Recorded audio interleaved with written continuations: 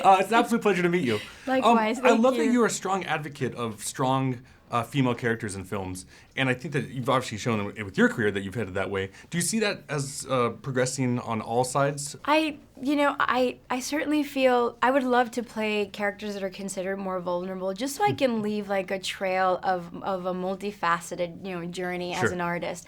I like being a chameleon. But I think that there is a void in the fact that women don't have enough like active action female references to sort of take on. And as growing up as a kid, I didn't have them. I just had Sarah Connor and I had Ellen Ripley, and I held on to them and I would watch these films until my tapes were broken. So now that I'm an actor, I do tend to gravitate towards action movies because I love them, and two, because I know that would be greatly important to some girls out there. Throughout this entire film, you and Karen Gillan kind of go at it nonstop. On the set, who could really take who? Who's going for it? You know what? It's so funny. Karen would be the opposite of her character. Karen is the most bubbly, kind of clumsy, tall, beautiful lady who's very like quirky, like oh. But then like as Nebula, she's just like so badass and everything. But I still wouldn't mess with her. It's so funny. She may think that I can take her, but I wouldn't mess with Karen. Is there something more intimidating? You belong to two very geeky franchises. Is there something more intimidating than you're found in normal production, or? No, I think that the geeks that are the most passionate ones are the ones with Star Trek, the Trekkers.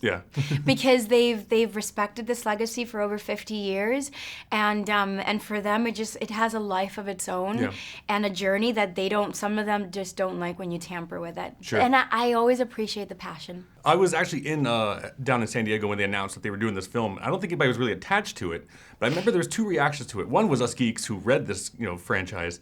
I was like, wow, okay, that's something interesting, right? Yeah, could Marvel really get away with doing a talking raccoon in a tree? And they did. And the other one was like, who are the Guardians of the Galaxy? Why do you think that people attach themselves to this franchise so well?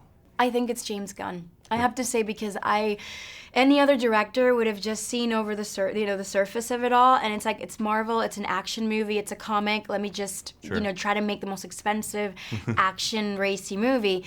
And James Gunn was like, no, let me get this twist. I have a fascination with 70s and 80s pop music from like the Midwest of America, because that's where I'm from, and that's my age range. I think that these action heroes would be best served as idiots that are super flawed but have the best of intentions, and by him adding all these twists, it just made it so fresh, Two things. One is Kurt Russell is an absolute hero of mine as a childhood. Mine too. What is your favorite Kurt Russell film?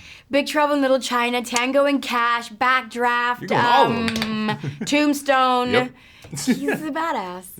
That is absolutely the right word for him. Aside the fact that he has the best head of hair I've seen on a man that age since I was born. And my last two is a question I ask everybody, and I think it tells a lot about a person. What is your go-to karaoke song? Well, if I want to impress a guy like my husband, I would sing I Touch Myself, only because I can hit all the notes. I'm an idiot. It's not a bad one. And if I'm feeling very ambitious, I would do anything from ABBA. Good one. Which I fail miserably. Absolute pleasure meeting you. Thank you so much. Thank you. Have a great day.